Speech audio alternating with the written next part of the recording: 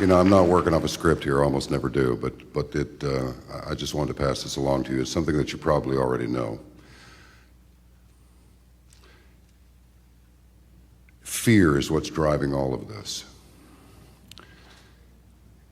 Fear of those who are the perpetrators, their fear of exposure. Fear from some people who could come forward, but they just want to make it to retirement. We're talking about people in academia. We're talking about people all over.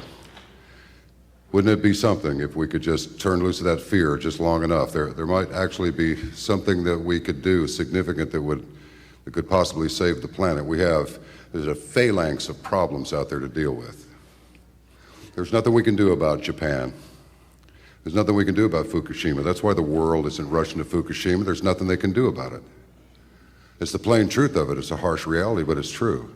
But this stuff that's being sprayed overhead with its desiccant effect, smothering plants, metal infiltrating the human body, all these various diseases that nobody can prove is causing these ailments, not yet. But because of the support of you, all of you, everyone who is present here, that thinks something's wrong up there, you can't tell us that it means, do you know I actually went to an airport and spoke with a mechanic. I just said, watch this. I was with a buddy of mine. I said, watch this. I said, look at those things up there. And he said, well, you know, they say that when you see one of those, it means there's a weather change coming. And I went, you said it, brother. That's exactly what it means, all right? So anyway, just a little food for thought. We spoke recently on Caravan to Midnight with a man who said, they're not going to tell you that they're wrong. The universities are not going to tell you that, sorry, here, you get your money back. We were teaching the wrong stuff the whole time. They're not going to do that. So what do? You go over it, you go under it, you go around it, or with the help of you, we'll go through it. And we'll go through it together, all right? And now, there will be a presentation put together by the founder of this feast, Mr. Dane Wigington. It is called Engineering Earth, the Weather Modification Assault on Humanity. Mr. Wigington, please come most presently upon your hour.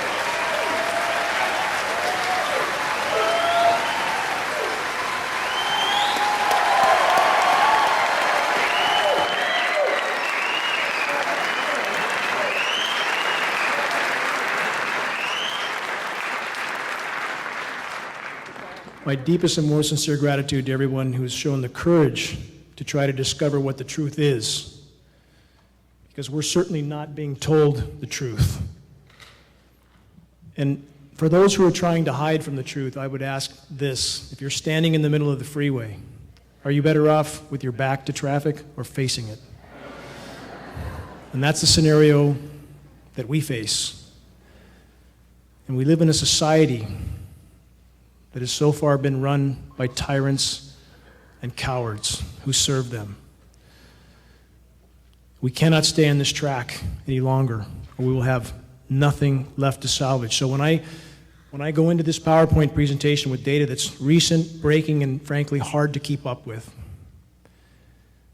let that be a catalyst to fuel all of us in this fire, that we would turn our angst to anger and use our anger for fuel, to start spot fires of awareness all over the globe until they cannot be put out. The title of this presentation, Engineering Earth, Exposing the Weather Modification Assault on Humanity. I came into this battle, for those that don't know, I have a background with Bechtel Power, a background in renewable energy. My home was on the cover of the world's largest renewable energy magazine. I moved to the Pacific Northwest expecting to find clean air. I grew up in smog. As a child, I wanted to be out of that air, and I couldn't understand how the adults around me thought it was okay or normal. When I moved to the Pacific Northwest and built a large off-grid home and began to lose 60, 70, 80% of my solar power uptake from whatever these aircraft were leaving behind, I started to research, lots of research, followed by lab testing. I did not want to believe this was going on in the skies above me. I did not want to find the metals named in climate engineering patents in my precipitation, but I did. So from that point on, this effort has been something I didn't want, I didn't ask for. But when one is faced with something of such magnitude that will strip the future of your children, of all children, there's no other choice. What is climate engineering? Climate engineering is the epitome of human insanity. It's the epitome of human arrogance, superseding all other forms of tyranny so far. Climate engineering is known by a number of terms: solar radiation management, stratospheric aerosol geoengineering, stratospheric aerosol injection. This is the kind of science diagram that you see in many of the science publications. And there's a reason there's so many different forms of geoengineering shown, because they want to confuse the public. They want to show things that are so outlandish, like space mirrors. How feasible is that? And they mix this with remote control ships spewing marine layer. Also infeasible. Ocean iron fertilization. The dumping of toxic materials into the ocean to cause algae blooms to suck up CO2 and deposit it in an ocean that's already too acidic. Carbon sequestering trees, artificial trees to suck up carbon. Don't we have real trees? Why do we need artificial trees? And finally, and most importantly, a jet aircraft spraying aerosols into the sky for the purpose of deflecting some of the sun's incoming thermal radiation. Doesn't take too much thought to consider that it also traps heat, more heat than it deflects, with a whole list of downstream consequences.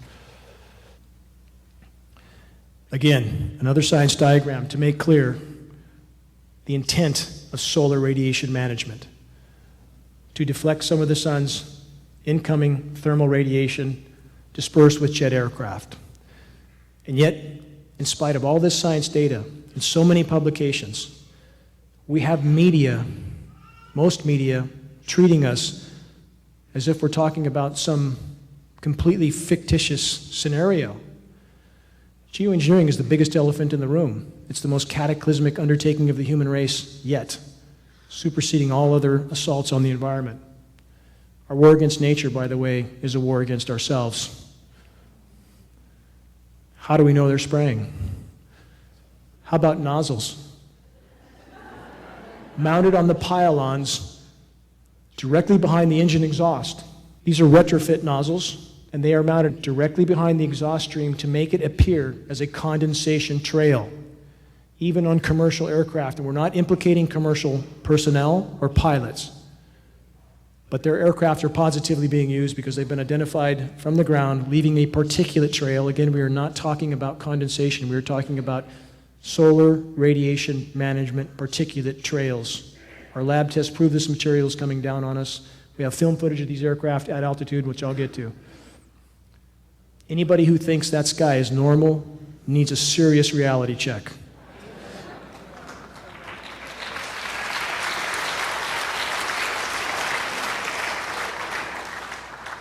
That's about as unnormal as it gets. And we live under toxic skies. Our children live under toxic skies every single day. I can't tolerate life like that. I would rather go down to my last breath sounding the alarm than to accept life under toxic skies by people with such incredible arrogance that they think they have the right to play God with the weather and to play God with our health and our lives.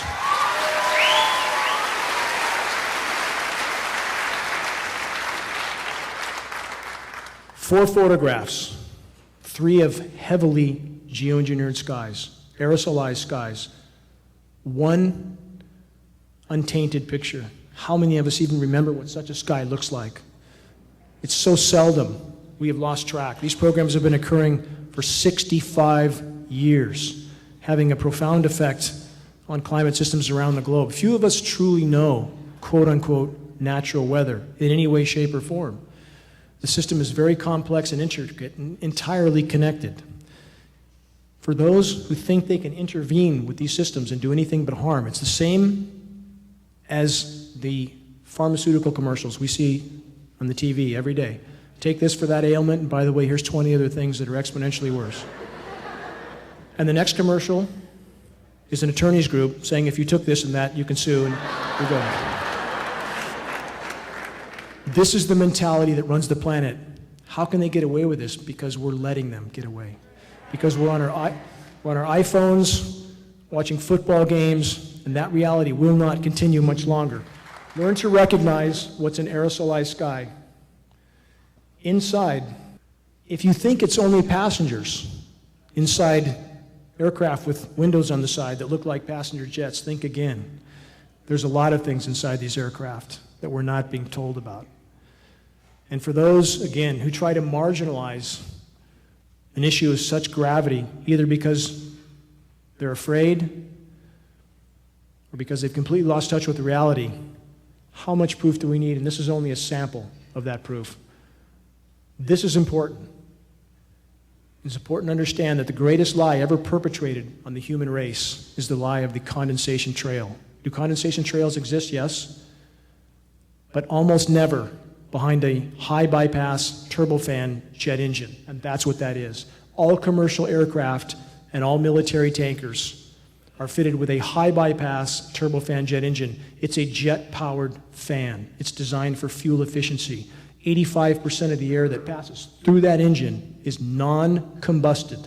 By design, that engine is nearly incapable of producing any condensation trail except under the most extreme circumstances, which very rarely exist. The higher you go in altitude, the less humidity there is. The conditions are simply not acceptable, especially with this engine, to create any condensation trail. So even when you see the short, bright trails, and they are trying to be more covert, there's no question, the in-your-face spraying with horizon-to-horizon trails has been diminished over at least California. You see the short, bright trails, you're still seeing spray, period. Take a good look at the image on the bottom, especially. That's a KC-10 spraying. You can watch that one turning on and off. That's a military KC-10 with nozzles visible. Watch here. You have a C-17 Globemaster and an AWAC. Watch. One aircraft just turned off. Condensation or spray trail stopped right there. Keep watching. There's the aircraft. No spray coming out. Nothing. Keep watching. Frame will change. There it is. Just turned on. Are you telling me that's condensation? Absolutely not. When you walk down the road on a cold day, which we don't have much of anymore, and your breath condenses, do you walk down the road a mile and look behind and see a cloud hanging behind you? No, you don't. That is a very lethal weapon. That's a picture of the Haarp facility. Those towers are 60 feet tall. This is one of several dozen of these facilities around the globe. Several dozen. That facility can transmit 3.5 billion watts, billion with a B, of radio frequency waves into the ionosphere, causing an electrical chain reaction, which can heat the ionosphere as much as 15,000 degrees Fahrenheit over areas hundreds of square miles. They don't care about the consequences. Anybody who rationalizes that this wouldn't happen because they, the proverbial they, would not do this to themselves, you better look at reality. 2,000 nuclear bombs detonated around the globe. When they first detonated nuclear bombs, they had no idea what would happen, but they did it anyway, and they kept doing it. Don't they know that they work after several dozen? Do they need to blow off 2,000 nuclear bombs? Let's take Fukushima, that may kill us all. There's no technology to cure Fukushima, none. It's a nuclear volcano with no end in sight. And there's 60 more nuclear plants on the drawing boards right now. Japan has just started to reactivate its mothballed, outdated, dilapidated nuclear reactors. We are not dealing with insanity. We're dealing with a power structure that's clinically insane. So don't attempt to rationalize what they do. These are known locations of ionosphere heaters around the globe. There are likely many more locations that we don't know about. I want to stress this is a runaway juggernaut of total military-industrial complex insanity. And they are using our atmosphere for a physics lab, and we are all the test subjects. What do aerosolized microwave clouds look like? That's what they look like. And we have the meteorological community telling us this is normal. And consider what the science community does after Fukushima. They raised the quote-unquote safe level of radiation by 10,000%. What changed? They make it up as they go, and we have an academic system that has been bought, sold, and paid for by the power structure.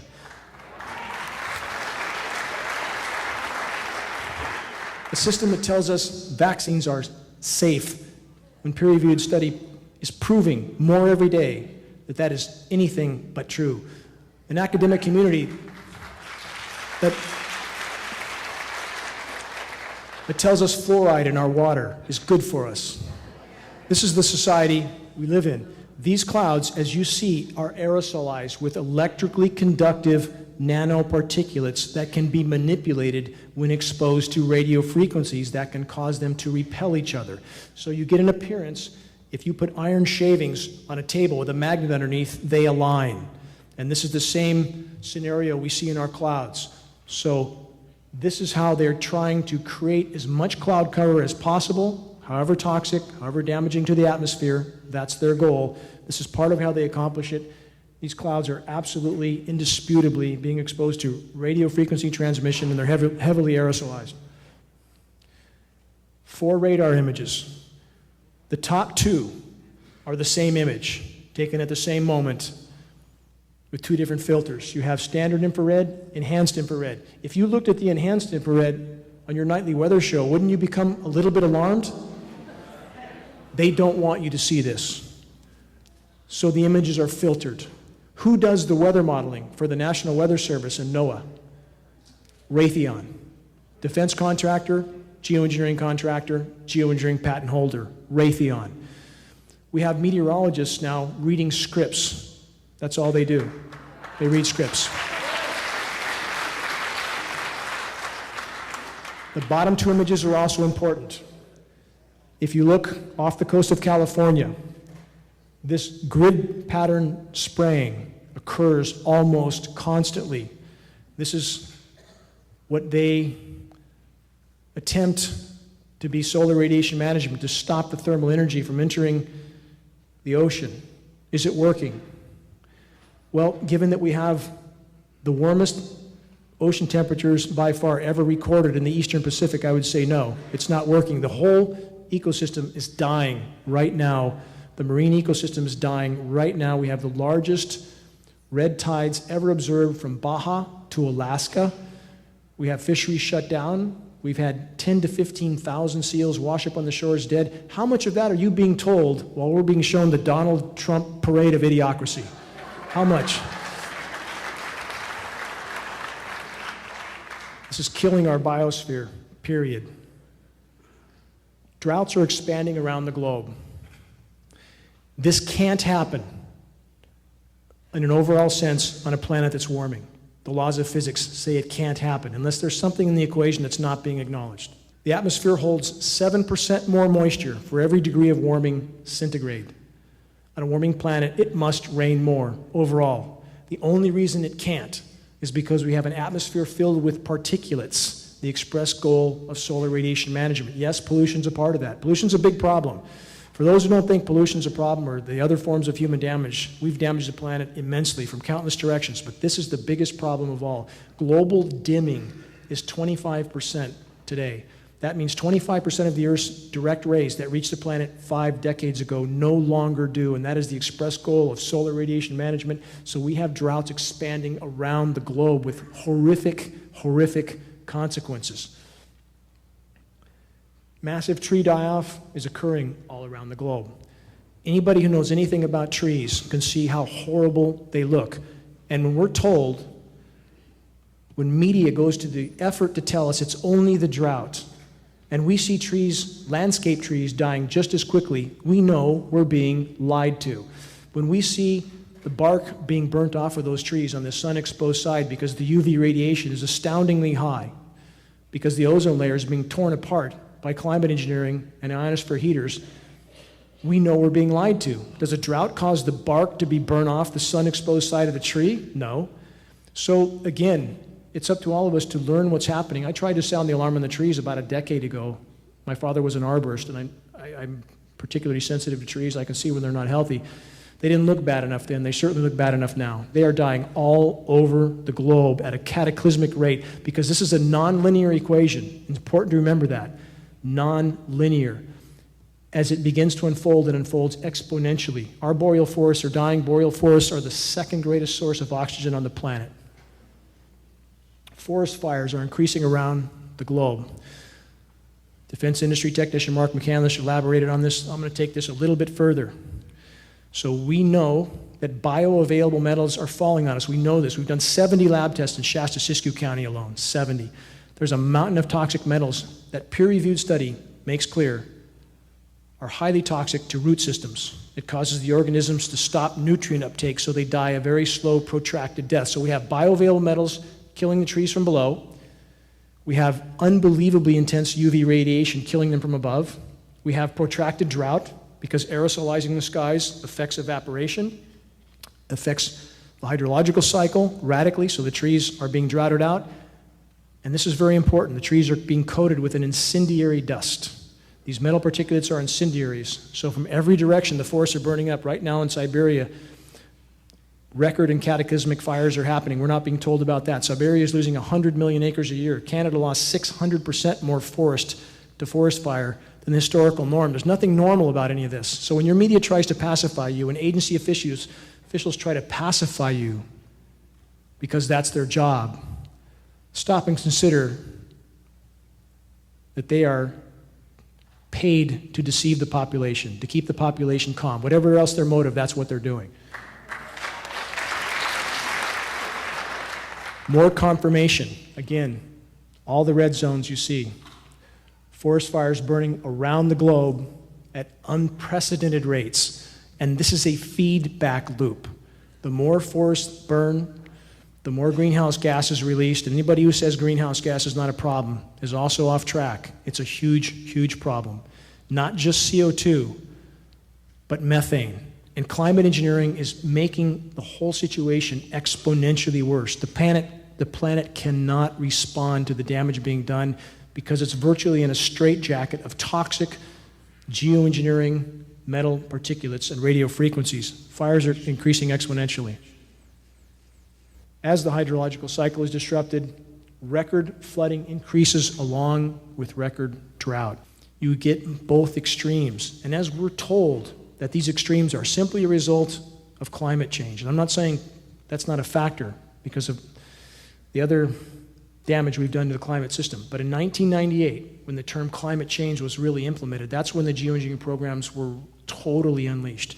And they needed a term that would get the population to accept radical swings in weather, unbelievable swings in weather, because they knew they were going to be pulling the levers, orchestrating the weather. So they needed a term that would get the population to accept that as normal. And we have academia towing that line, the climate science community towing that line.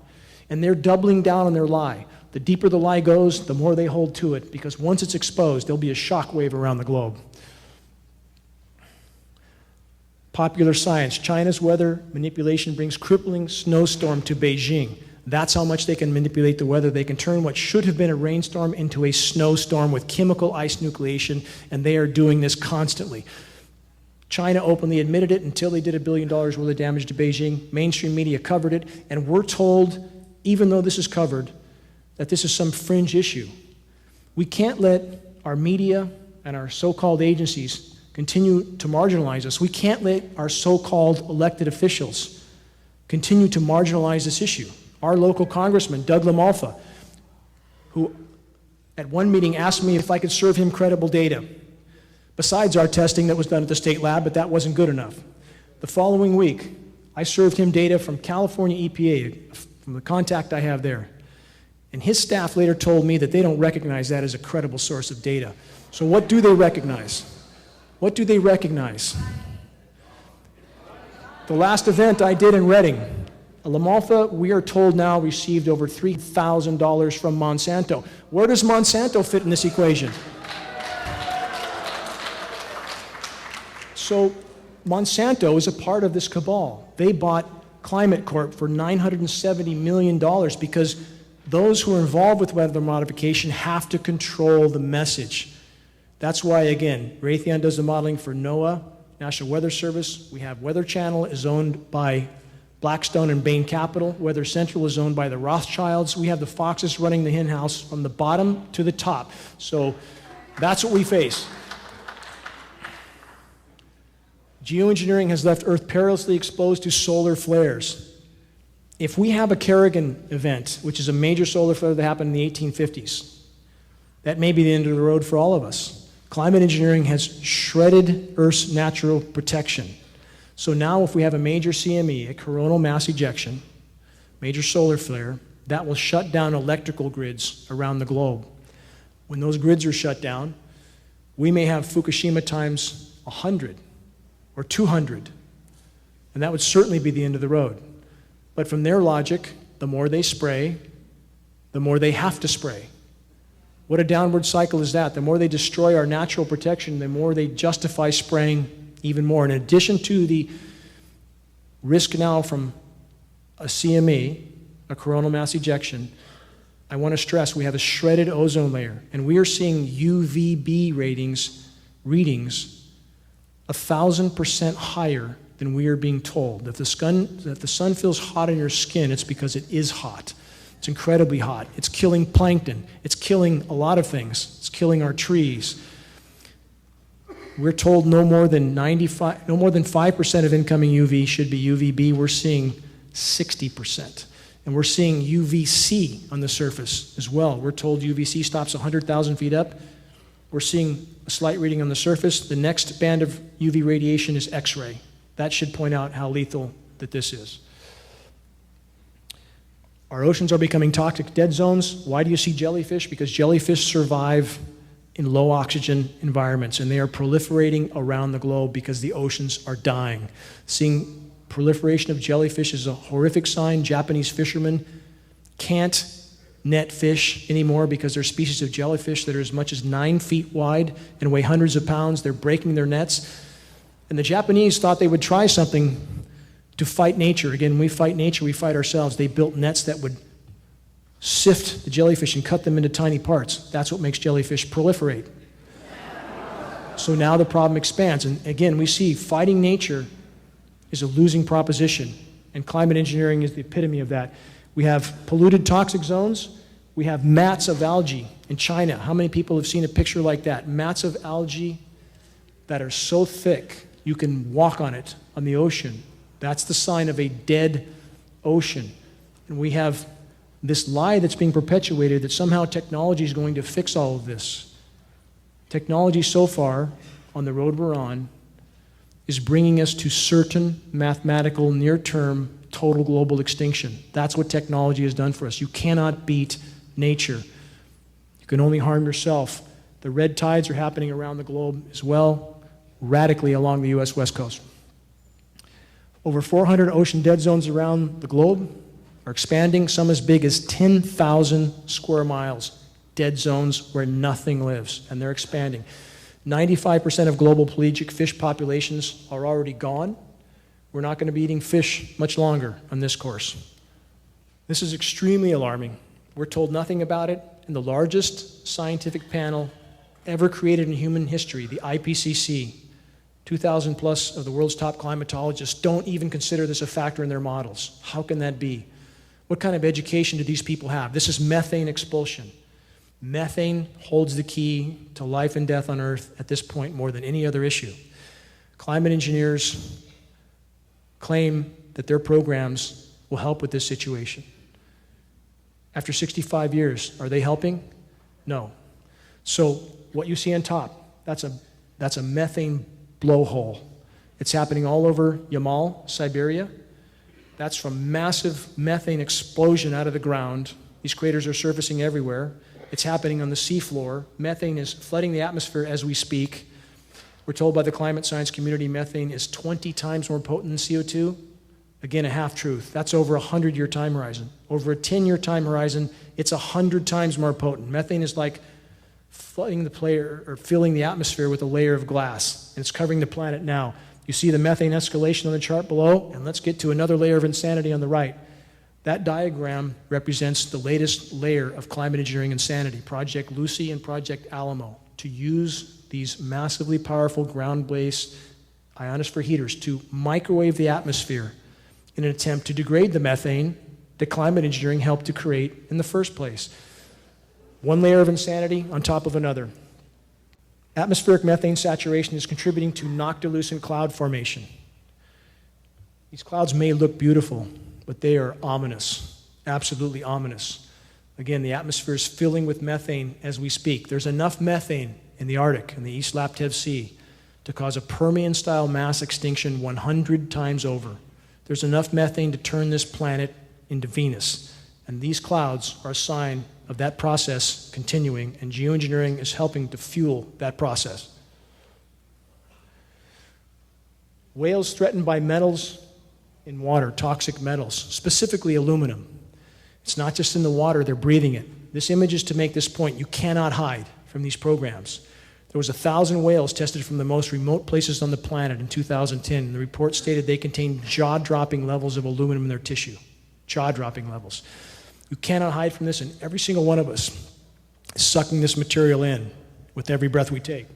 This headline should be considered. USA Today, 2,000 geese fall dead out of the sky in Idaho. Idaho Department of Fish and Game apparently says that cholera is suspected in the death of the snow geese. Now, I just want you to consider, do you think it's possible that 2,000 geese are flying along and they suddenly all contract cholera and fall dead?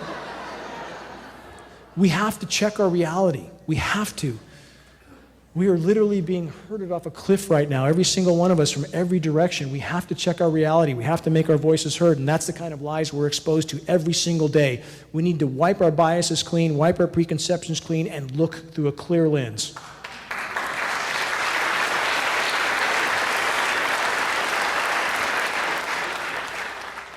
Yet one more glaring red flag. I've communicated with some of the top bee people in the country, going back a number of years, pleading with them to look at our data, pleading with them that there is a much bigger issue killing the bees than just farm chemicals. And the bees are collapsing. They're completely collapsing. This year is worse than any other year. They're dying in the summer now, not just the winter. They are collapsing. All the pollinators are collapsing. So what do we have now? We now know with peer-reviewed study that bees are testing with 70 times more aluminum in their system than what it takes to cause Alzheimer's or dementia in a human being. It's a wonder any of them are alive. 70 times more. And this is important as well. When you have somebody from some agency who's paid to lie, who tells you it's normal to have aluminum everywhere because it's a very abundant element. That is a lie of inaccuracy. Aluminum is very abundant in the environment, yes, but it does not exist in the environment in free form. It doesn't exist in free form. It must be mined and refined and sprayed for it to be scattered everywhere in the environment, and that's exactly what's happening. It's not just the bees that are dying. Every single one of us is being contaminated. These materials are bioavailable. They're building up in our systems, and it doesn't matter whether you believe it or not. It doesn't matter.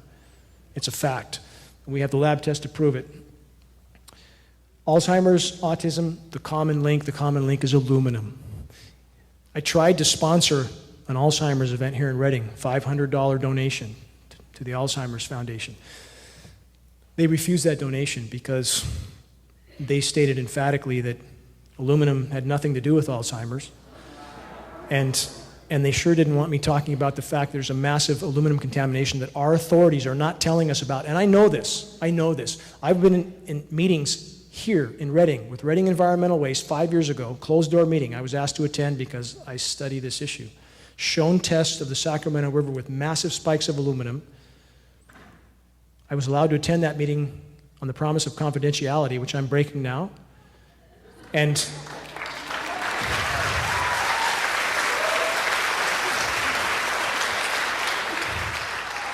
these agency people have a responsibility, a legal mandated responsibility to inform the public of public health threats, and that is not being done. And I ask every one of those people who are hiding this issue, take a good look in the mirror and understand that when the public wakes up to this issue, they will hold those responsible for hiding this issue as accomplices in these crimes.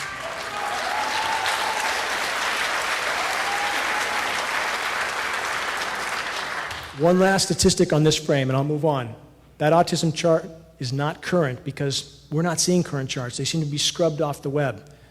But we're told right now, autism has increased 10,000% since 1975, over 10,000%, from 1 in 5,000 to 1 in 47. We're now told by one of the primary research institutions in the world, MIT, that in less than 10 years, 1 out of 2 children will have autism.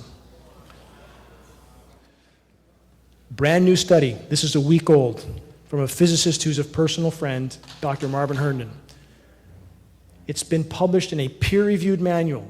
This is a big arrow in our quiver. Evidence of coal fly ash, toxic chemical geoengineering in the troposphere, consequences for public health. Again, this is in a peer-reviewed science journal as of a week ago. There will be no hiding this issue much longer.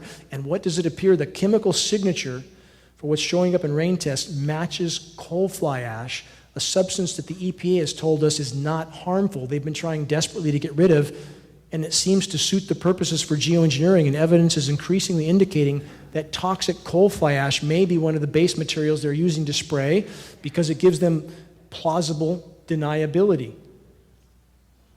This report elaborates on that. You can read this on geoengineeringwatch.org. This is an important map.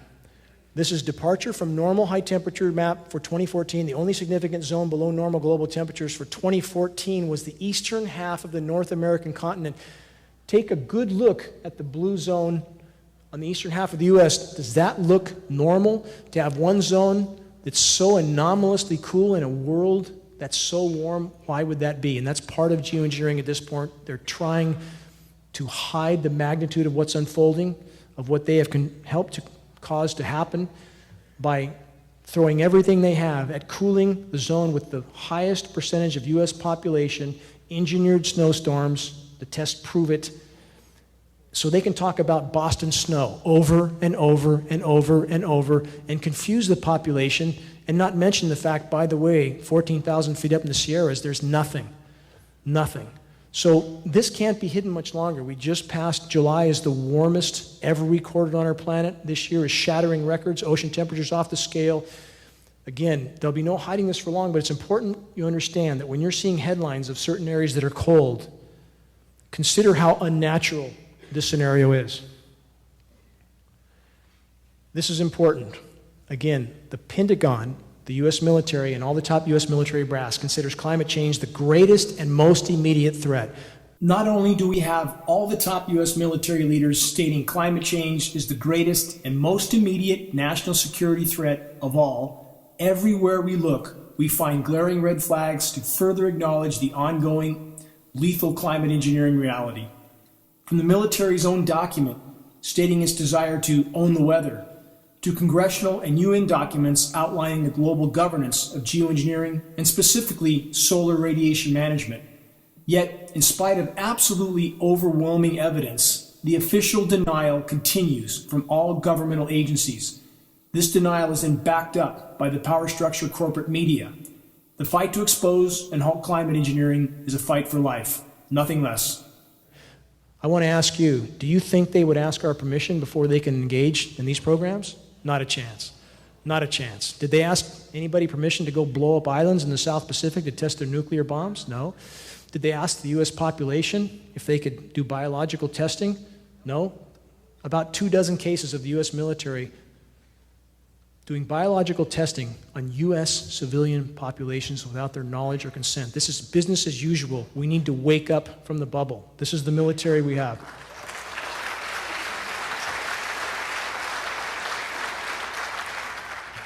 This is the bottom line. Brzezinski, absolute global insider, advisor to the elites. This is the representative for the power structure. What Brzezinski says is this: major world powers, new and old, also face a novel reality. This is a direct quote. While the lethality of their military might be greater than ever, their capacity to impose control over the politically awakened masses of the world is at a historic low. Because we're waking up, and we need to keep waking up. But he goes on to say, to put it bluntly, in the earlier times, it was easier to control 1 million people than to physically kill 1 million people. And this is the most important part of all of his quote. Today, it is infinitely easier to kill 1 million people than to control 1 million people. This is coming from a global elite insider. I'm simply asking you to consider who is saying this. Henry Kissinger, inarguably global elite insider. He who controls the food supply controls the people. He who controls energy can control whole continents. He who controls the money can control the world. This is the mentality that runs our planet. And while they've kept everybody entertained and occupied, the cancer has spread to unimaginable proportions. And I want to make clear, our military, by the way, we have a lot of great men and women in the U.S. military, just like Mario Ramirez, who I'm honored to call my friend.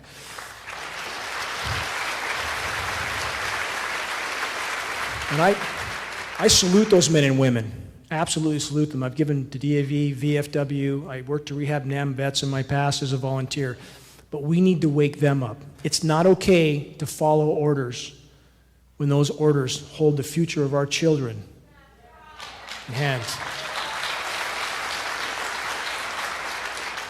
Another global elite, Rockefeller.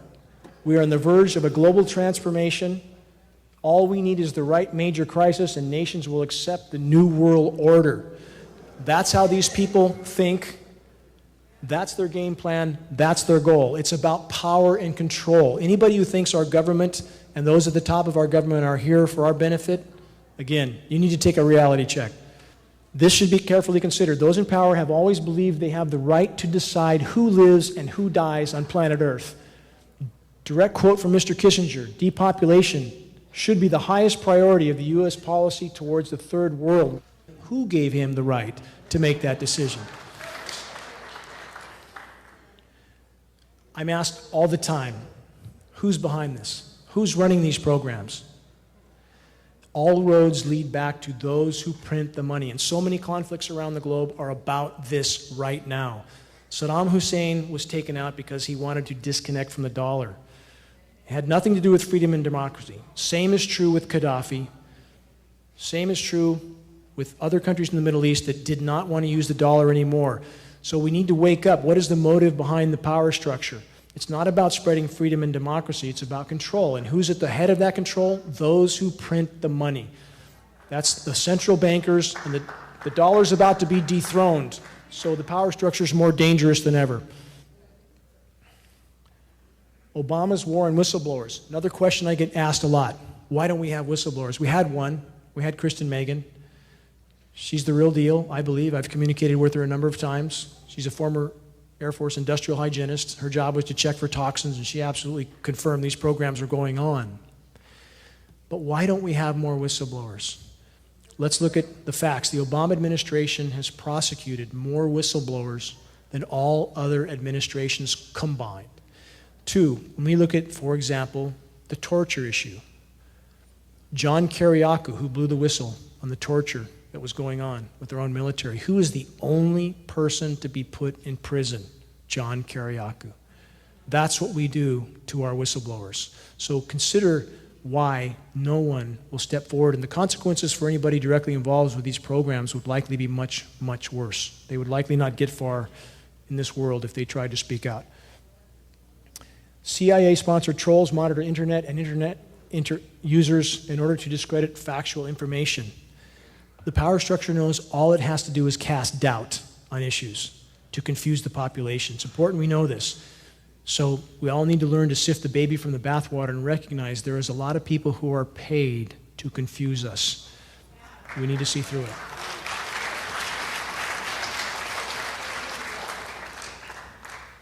I want to make a point with this. The last presentation I did in Reading, I had a pallet that size of free DVDs to give away. 2,000 of them. 5 foot by 5 foot by 5 foot, weighed 500 pounds. It disappeared. So when I called UPS to ask where was my pallet, they said it's been redirected. That's the term they used. They later backtracked and said, we don't have it, send us a claim, we'll pay it. Never tried to look for it. Why was that?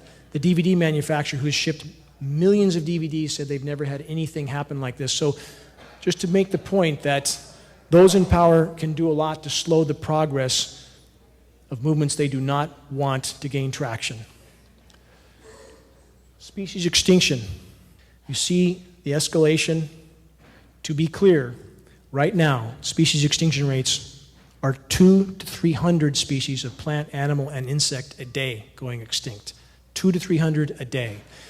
Anybody who tells you that's normal, and we have agency people, media people trying to tell us that's normal, that's 15,000 times background rates. Nothing normal about that. We are statistically in the 6th great mass extinction right now. In the last 40 years, human populations have doubled. You can see how fast human populations have gone up on the lower right. Wildlife species have declined globally by nearly 60% in 40 years. How long do we think that can last? We need to wake up to this reality now.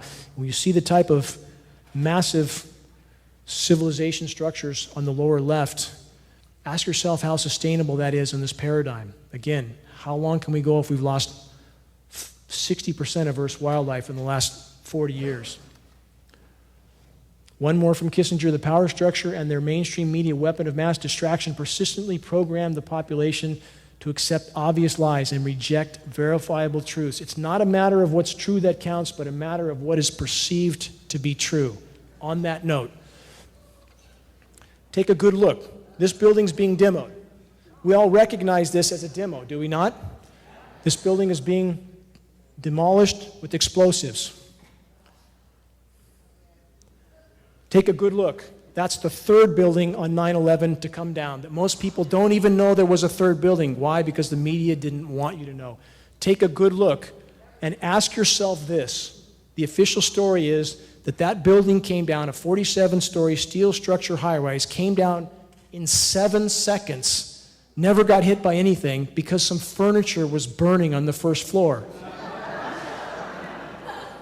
If that's how flawed our high-rises are, anytime someone lights a cigarette up in a high-rise, we should be running for the exits. And my point is this: if you believe the official story on that event, then you believe these are condensation trails above your head. And we need to wake up to this. This event's come and gone. We can't change it now. But if we don't change what's happening above our heads, it's game over. And that's a mathematical fact. We are in the Anthropocene. This is a scientific term. It's the age of humans. And this is a good example of the mindset of modern industrialized society and climate engineering, to build a massive city on sand. This is in Dubai. This is totally unsustainable. The power structure is right now doing everything they can, from pumping up the stock market with printed Fed fiat money, to keeping everybody in the dark about the marine ecosystem die-off, the global wildlife die-off. This is the age we are in, and climate engineering is the epitome of insanity for human activity. One last spray video to make this point again. If you believe Building 7 came down because of some furniture burning on the first floor, perhaps you might believe that this is condensation, which is clearly not. You can see the aircraft. It's right there. It's fading in and out. Watch closely. Now, all that's aerosol. Everything in the sky, the cobwebby-looking spider clouds, they spread the aerosols out with microwave radio frequency transmissions. Keep watching. There'll be a little better footage here in a moment. Aircraft is there. There. Watch closely. There's the aircraft. Off. Off. They're cleaning out the lines. We have lots of footage like this. The point is, all you have to do is look up. It's all you have to do, and you can see that what's going on is clearly not normal. We are clearly involved with these programs. And the point of all this presentation, to try to wake people up, is if you leave here tonight, if you leave here and you go back about your lives thinking you've done your part, we have no chance. We have no chance.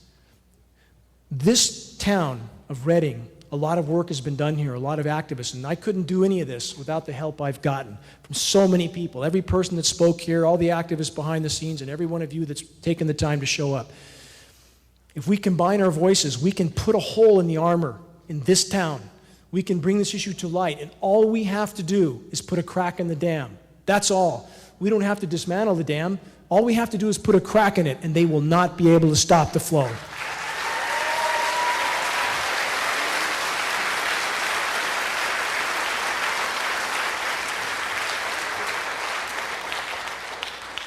The only thing necessary for the triumph of evil is for good men and women to do nothing. Words of wisdom from Edmund Burke, to stand by and do nothing. And from the Hopi elders, we are the ones we've been waiting for. It's up to us. Even in this late date, even at this late date, we can do astounding good. However dark the horizon is, we should not be overwhelmed. We should use our angst again for fuel in this fight to march forward and put that crack in the dam that each and every one of us can do. Working together. Make your voice heard in the battle to expose and halt climate engineering. Thank you.